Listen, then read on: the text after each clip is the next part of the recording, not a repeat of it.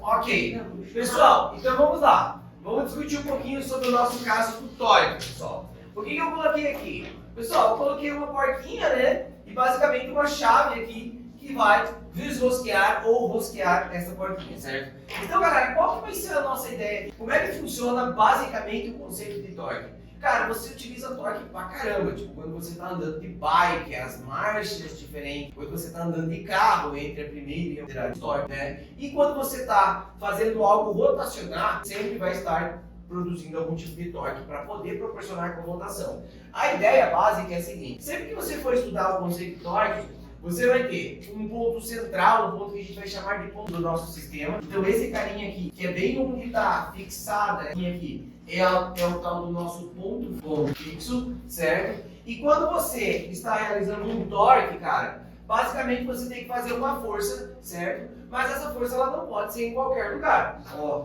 cara, adianta eu pegar e fazer uma força aqui? Cara, vai já. Não, se eu fizer a força.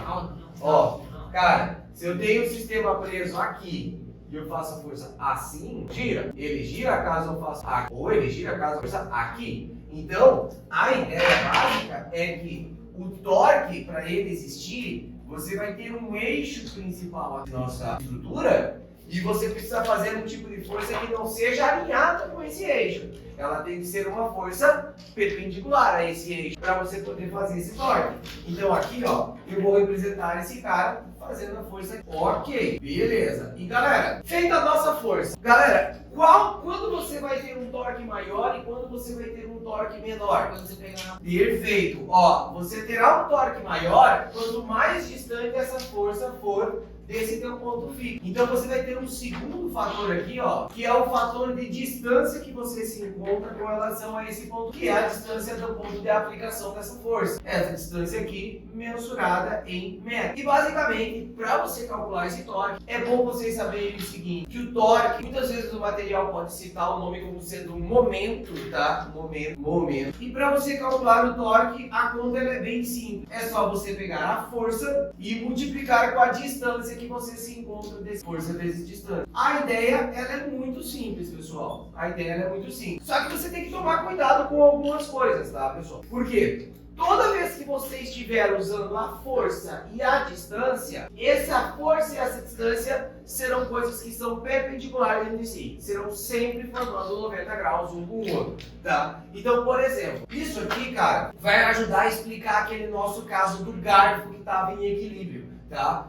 Mas a primeira coisa que vocês têm que entender é essa nossa situação aqui, ó, galera. Percebam que quando você tem uma certa estrutura, e aí vamos supor que essa estrutura está fixada nesse ponto que está na parede, aqui, certo? E aí, meu, tem o seguinte, tem um cara que está realizando uma força F1, tem um cara realizando uma força F2, certo? Gente, essas duas forças, elas produzem torque no mesmo sentido contrário. Você vai perceber aqui, ó, que a força F1, ela faz uma força que geraria um movimento horário, pelo relógio, e a força F2, se você imaginar aqui, ó, ela faria esse sistema girar em um anti-horário, certo? Então, cara, eles produzem torque em sentido oposto, certo? E isso é uma característica sempre que a gente vai falar do nosso torque. Quando eu estou calculando um torque, eu não vou me limitar apenas a falar se é força vezes distância, que é força vezes distância. Não. Eu vou sempre comentar que esse cara terá uma orientação, que poderá ser em um sentido horário, certo?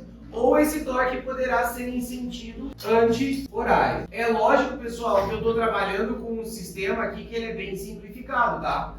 Horário, anti-horário, imaginando só um plano, né? Se você for fazer algum tipo de engenharia, cara, tipo engenharia civil principalmente, quando você fala do equilíbrio de um prédio, algo desse gênero, cara, obviamente é muito mais profunda a tua discussão. Não é uma coisa tão simples assim, é horário, é anti-horário, né? Não, você tem que levar em consideração de outra coisa. Porque afinal de contas a gente está se limitando a um plano 2D aqui, né? E um prédio, quando você pensa lá nas imagens dele, cara, obviamente imaginar um universo 3D, o prédio não é em 2D, ele não está no plano. Então esse torque aqui a gente limita ele como horário ou anti-horário, mas num nível de graduação da engenharia trabalhar. Agora, pessoal, diante dessa nossa situação aqui, o que vai acontecer? Percebam como que eu calcularia o torque entre esses dois caras. Porque eu comentei com você uma outra coisa. Ó, sempre que você for calcular o torque, você vai usar como referência a força e a distância. Só que você tem que sempre pegar de forma essa força aqui e essa distância estejam formando aqui uma angulação de 90 graus. Tem que ter um perpendicular ao outro. Ou seja, a força sempre formará 90 graus com o eixo da distância. Então, pessoal, vamos imaginar que esse meu exemplo aqui, ó,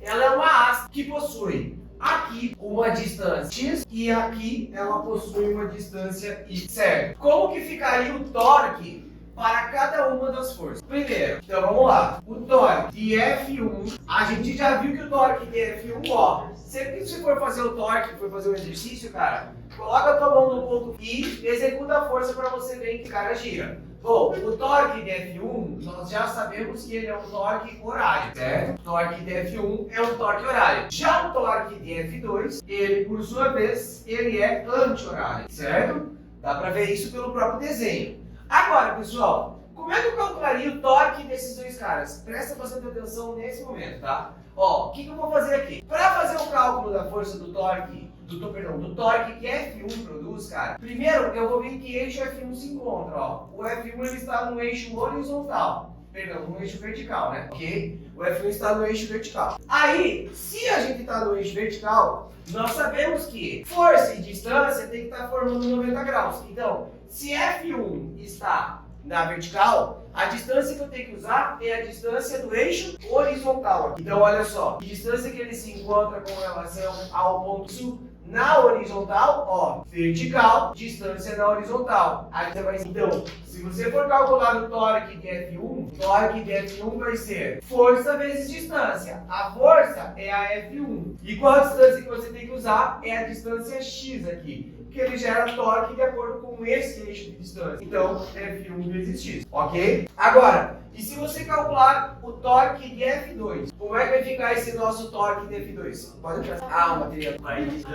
Obrigado, hein? Ok? Como é que vai ficar então o torque de F2, pessoal? Ó, você vai pegar aqui a tua força F2, que está nesse local aqui. Ó, você vai traçar aqui o eixo principal dela, que é um eixo na horizontal, certo? Se ela está no eixo da horizontal, você tem que usar a distância que ela está ao ponto, mais uma distância na vertical. Sempre a ideia é força e distância precisa estar formando 90 graus. Se a força aqui, ó, está na horizontal, qual é a distância que eu tenho que usar? Eu tenho que usar a distância da vertical. Qual que é a vertical? É o nosso y. Então, se você for calcular o torque de F2, será força vezes distância. A força é a F2. E a distância aqui é quem? A distância aqui é o y. Faz sentido para vocês isso aqui? Força vezes distância? Ó, sempre tu vai pegar, ó, a força está aqui, qual que é a distância? A distância é que você está formando 90 graus, beleza? Ó, a força está aqui, qual que é a distância que eu uso? A distância que está formando aqui 90 graus. É sempre isso, tá? Porque, ó, você tem duas distâncias. Você poderia ter falado que aqui é 1 metro, aqui é 2, por exemplo. Aí você ia calcular o torque de cada uma para não gerar confusão. A força aqui usa a distância que está formando 90 graus. A força aqui usa a distância que está formando 90 graus, certo? Em alguns momentos, a gente vai ter que, às vezes, vai ter que compor o nosso vetor de força. Às vezes, a força está numa diagonal, e aí você vai ter que decompor ele em duas componentes. Mas isso a gente vai deixar para uma segunda situação mais para frente, tá, galera? Mas sempre usando a distância vertical. Por isso que eu usei o x, ó. Se você olhar F1 e x, estão formando 90 graus entre si. Se você olhar F1 e y, estão formando também 90 graus, certo? Sempre eles sendo lares. Ok, agora que a gente entendeu esse nosso conceito de torque, galera, a gente vai perceber que para um corpo estar com o seu equilíbrio, para ele estar em equilíbrio, existe uma necessidade bem básica. Qual que é a necessidade que esse cara aqui, ó, para falar que daí, isso, eles vão ter iguais torques. Então é assim, existe uma tendência de girar na forma anti-horária e existe uma tendência de girar na forma horária. Se essas duas tendências se equilibrarem, aí esse cara estará em equilíbrio, certo? Ou seja, se o torque resultante for igual a zero, o seu corpo estará em equilíbrio e essa será uma das suas condições. Essa condição é o que a gente chama de equilíbrio de rotação. Porque se o corpo está com torque zero, ele não vai rotacionar em torno de um certo eixo. É essa a tua ideia, beleza? Então, galera, por um conceito bem básico, a gente pode guardar aqui o seguinte, que toda vez que você estiver falando do equilíbrio de um corpo extenso, toda vez que você estiver trabalhando com o equilíbrio do corpo extenso, equilíbrio de um corpo extenso, ou ele também pode se chamar de equilíbrio de corpos rígidos, tá, pessoal? A gente vai observar o seguinte, que haverá duas condições para um corpo estar em equilíbrio. Existe sim essa condição do torque, aqui que é o que eu comentei, certo? E essa condição nós iremos chamar de rotação, pois se o torque resultante é zero, esse cara não vai ter tendência de rotacionar nem em sentido horário e nem em anti-horário. Se é zero, esse cara vai tender a ficar parado, certo? Mas existe uma outra condição que é necessária, que é a seguinte, galera, que é a condição de equilíbrio de translação, que a gente chama. Que é aquela situação que a gente fala que o corpo está em equilíbrio quando você tem uma única, pode ser com uma única força apoiando ele, pode ser, mas a ideia é que a força desse cara é zero. Essa nossa régua, ela tem uma força para cima, uma força para cima que eu estou realizando com a minha mão, e ela tem uma força para baixo, que é o peso, certo? Se a força para cima e a força para baixo forem iguais, esse cara vai estar em equilíbrio. Ou seja, se o peso dessa régua for igual à força que eu estou realizando, ela vai estar em equilíbrio. Só que, pessoal, perceba aqui o seguinte, para essa régua estar em equilíbrio, são duas coisas. Eu falo assim, viu? Essa régua está fazendo uma força para baixo aqui, ó, de 5 newtons. Quanto eu tenho que fazer de força para cima para sustentar ela? 10? 5 newtons. Ela está fazendo uma força para baixo, 5 newtons. Quanto que eu tenho que fazer para cima? 5 newtons. Só que tomem cuidado com uma coisa, eu posso fazer essa força em qualquer lugar? Não. Se eu fizer a força aqui, ela vai rotacionar. Então, olha, perceba aqui o seguinte, ó. Quando eu estou fazendo a força aqui, ela está em equilíbrio. Quando eu estou fazendo a força aqui, ó, ela estaria em equilíbrio pelo equilíbrio das duas forças. Mas ela não está em equilíbrio com relação à rotação dela. Ela vai começar a rotacionar. Por isso que a gente vai dizer assim, existem dois equilíbrios que nós temos que tomar cuidado quando a gente está levando em consideração. Primeiro, o equilíbrio dela rotacionar em torno de si própria, certo? E o segundo, que seria o equilíbrio dela transladar no espaço, dela se mover. Então, ou ela pode estar rotacionando em torno de si própria, se ela está em equilíbrio nesse sentido, ela vai estar aqui paradinha, não vai estar girando, certo? E ela, se ela não está em equilíbrio de translação, ela não vai estar se movendo. São duas condições. Então a gente vai colocar aqui o seguinte, ó. Para o equilíbrio de um corpo extenso, nós vamos dizer que há duas condições. A primeira condição, que é o que a gente chama de vai ser o nosso equilíbrio de translação e de rotação. Equilíbrio de translação, certo? E o nosso equilíbrio de rotação. Ok. Pessoal, quando um corpo ele apresenta essas duas condições de equilíbrio, a gente vai poder falar que sim, ele vai estar em repouso. Não necessariamente em repouso, a gente vai ver que ele pode estar em movimento uniforme. Mas perceba aqui o seguinte, pessoal. Qual que é a ideia do equilíbrio de translação? O equilíbrio de translação é que sua força resultante tem que ser zero. Se ele tinha 5 newtons para baixo, era necessário de 5 newtons para cima para que houvesse esse equilíbrio. Então eu vou dizer aqui que a sua força resultante ela será igual a zero, ok? Força resultante igual a zero.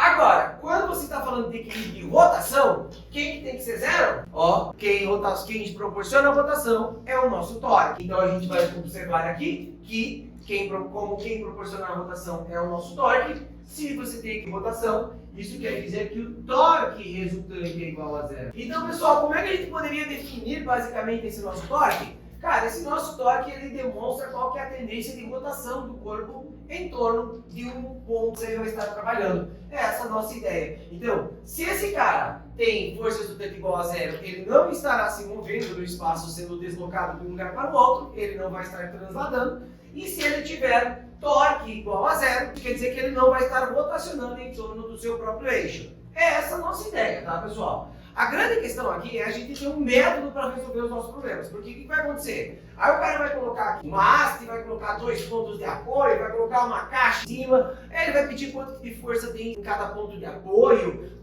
como é que você vai realizar para encontrar essas forças e como que a gente vai fazer o nosso desenvolvimento matemático, tá? Então, galera, vocês vão ver que resolver problema de torque não é complicado, tá? A gente precisa se organizar perante alguns aspectos. Então vamos lá, galera. Ó, vamos guardar torque é força vezes distância e aí a gente vai pegar o nosso equilíbrio de corpo e vai resolver as nossas questões. Galera, ó, seguinte, pode deixar. Ó, pessoal, assim como a gente estava trabalhando lá com os nossos blocos e a gente vai continuar trabalhando com os blocos, e E eu demonstrei para vocês que naquele trabalho, naquela estudo com os blocos lá, a gente fazia uma análise deles da seguinte forma: a gente pegava primeiro a aceleração, depois a tração na corda, primeiro a aceleração, depois a corda. Aqui também vai ter uma metodologia para a gente fazer a nossa resolução. Então, pessoal, ó, primeiro eu vou colocar esse método pelo qual você vai resolver a sua, beleza? Então, toda vez que você estiver trabalhando com exercício, e são exercícios associados ao quê? Bom, a gente viu aqueles problemas de bloco na aula anterior, né? Agora, os exercícios associados a equilíbrio de corpo. Equilíbrio, certo? Quando a gente for trabalhar com esse nosso parque de equilíbrio de corpos rígidos ou equilíbrio de corpos extensos, certo? A gente vai usar uma metodologia bem para poder resolver o nosso problema, tá? Cara, eu sempre parto primeiro do equilíbrio de rotação e depois do equilíbrio de translação.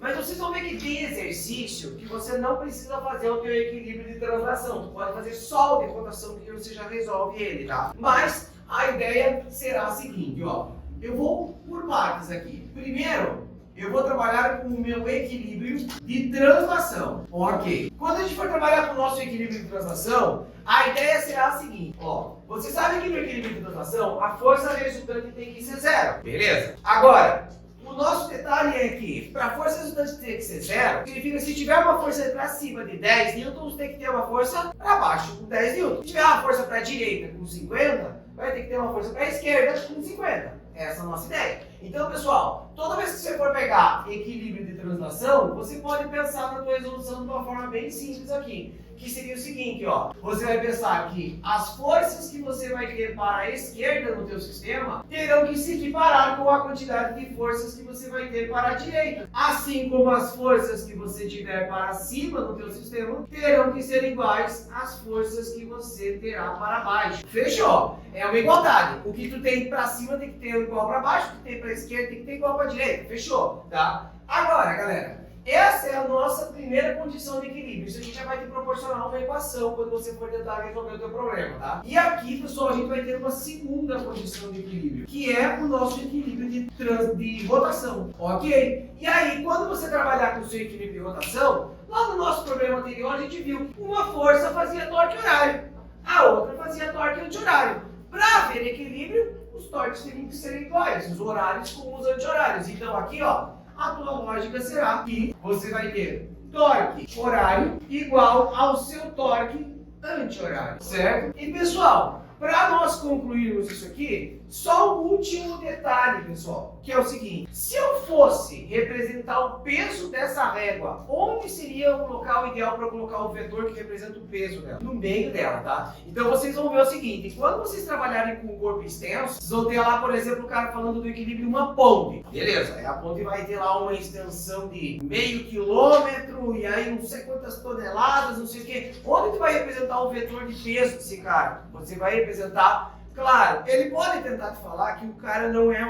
uma estrutura uniforme e que o centro de massa desse cara está um pouco aqui à esquerda, como é o caso lá dos malabares, que ele tem um pezinho mais para a ponta, né? Mas, pessoal, de forma geral, de forma mais simplificada, a gente vai trabalhar com esse cara sendo bem no meio, tá? Inclusive, pessoal, esse teu centro de massa, ele é um ponto de equilíbrio do teu corpo, tá? Você, por exemplo, o teu centro de massa, ele é uma região que fica aqui entre o umbigo aqui e as suas costas, né? E aqui entre a cabeça e lá o fim do mundo, lá, enfim. Então, pessoal, aqui você vai ter o teu ponto de equilíbrio. E aí você vai ter o que a gente chama de centro de massa. Depois eu vou discutir um pouquinho com vocês sobre esse centro de massa. E aí a gente vai aplicar um desses aqui para depois a gente voltar à nossa discussão com o bloco. Beleza, pessoal? Então a gente continua na nossa próxima aula. Pessoal, próxima aula eu vou ter que continuar aqui para a gente finalizar a nossa gravação e fazer as exemplificações. Beleza?